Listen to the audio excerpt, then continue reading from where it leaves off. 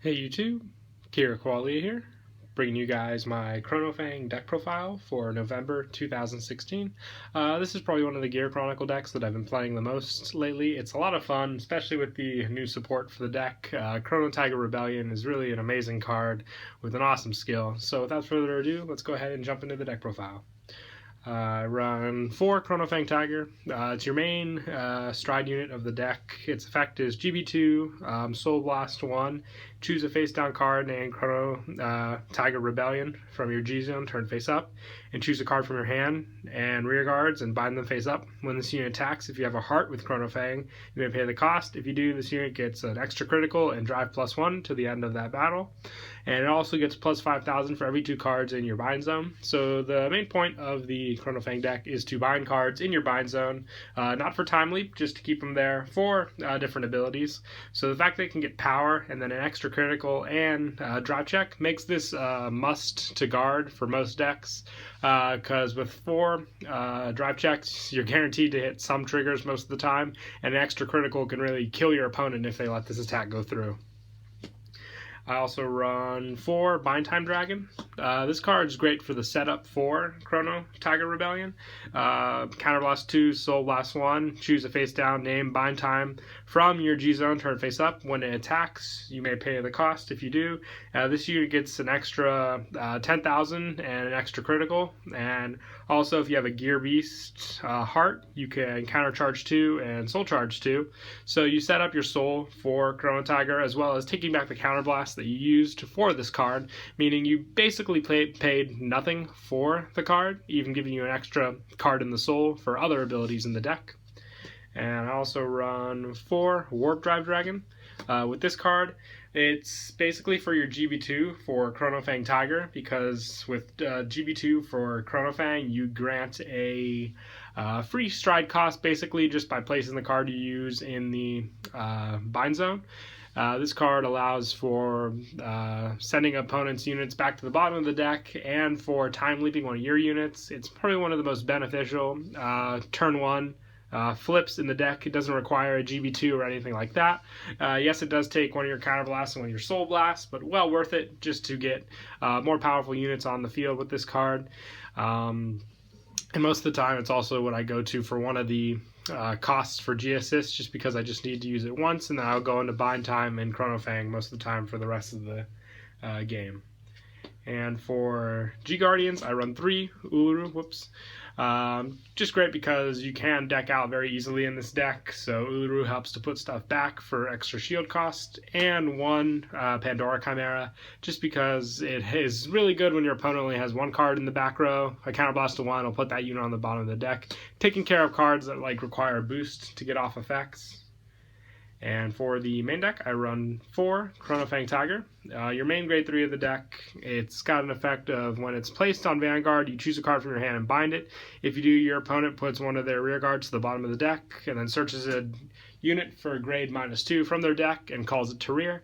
So if you target a grade 1 or 0 with this effect, you basically just put the unit back and shuffle the deck, and it puts a card in your bind zone, which helps set up a lot of your plays. And as I stated before, the GB2 effect allows you to basically have a free stride cost, because anything you use for stride gets grade +3. The only thing is you have to put that unit in the bind zone, which is no big deal with this deck, because like I said, it helps set up a lot of your different plays. And I also run 4 Chronofang Tiger G. Backup, just because it's a Chronofang, so you'll always be able to get off Chrono Tiger Rebellion on your Vanguard. And it also has a rear guard effect, which I much prefer to have it on the rear guard than the Vanguard, just because it doesn't really have a good Vanguard effect. It's Soul Blast 1, and you choose one of your other rear guards, bind it. At the end of the battle that this unit attacked a Vanguard, you may pay the cost. If you do, choose one of your opponent's rear guards in the same column as this unit, put on the bottom of your deck. So it's no search or anything, it's just the bottom of the deck. So take care of rear guards, just make sure it has to be in the same column as him, and that you don't use up your soul too hastily. And for grade 2s, I run 4 Steam Tamer Nani. It's a Soul Blast 1 at the end of the battle that your Vanguard grade 4 with Chronofang and its card name attacked. You may pay the cost. If you do, call this card to rear, and it gets plus 1,000 for each card in your bind zone. So if you hit really big numbers in your bind zone, he's great attacking on his own, even without boost. And a Soul Blast, which you can set up with bind time early game, like I said, calls him to rear, so you can attack with your rear guards, and after your Vanguard attacks, you can call 2 of these to the field for just 2 Soul Blasts. And I also run 4 Shakusa. I like her once again for the bind effect, and she gains the boost ability when you bind something, along with the +3 power. So if you don't want her to boost, you can always just keep her in the front. She's a 12k on her own, and she binds when placed on rear, so you can get off a bunch of other effects for the units that you bind. And I also run 3 Starda. This is just a personal tech opinion, in my opinion. If you don't have the upstreams for the deck, it's a good special intercept, and it also gets +2 if the number of your cards in your bind zone is 2 or more. And it's not a GB also, so it'll be at a 10k on rear, or Vanguard if you have cards in your bind zone to use. And for grade 1s, I run 4 Steam, Scholar, and Meliana as your Sentinel for the deck. Quintet Wall, which is very good. It puts a card in your bind zone, also shuffles units back from your drop zone to the deck. And it basically, when it's put in the drop zone, so if you call another one of her on the guard circle with her, yes, it won't count for the guard, but allow you for more binds and more putbacks, which you can also put her back, so you won't miss out on Sentinels that you called.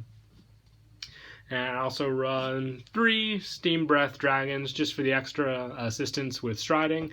If you're on Chrono Tiger G, you won't be able to get the free costs, so you want to make sure you use it with this.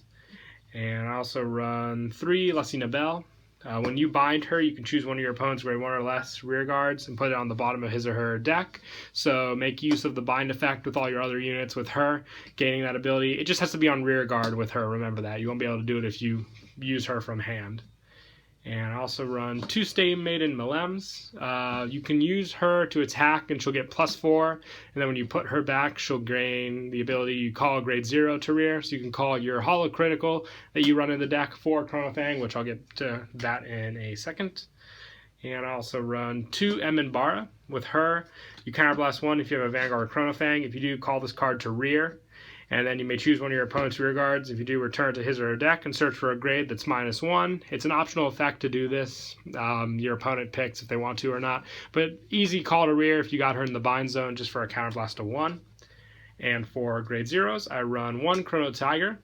Best starter, it's not a GB effect, so when you ride Chronofang, you can counterblast 1 and put this into your soul. If you put your opponent's unit on the bottom of his or her deck, choose 1 card from your bind zone, call it to rear, and gets +4. So basically, you don't miss out on the unit that you called to the bind zone with Chronofang's effect for the cost to send one of their units back. It all works out in the end. The fact that it's not a GB means that it was basically made for that effect.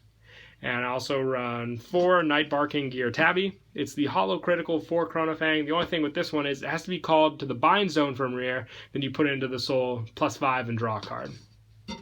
And I also run 4 Steam Scholar Lange, just for 8 crits.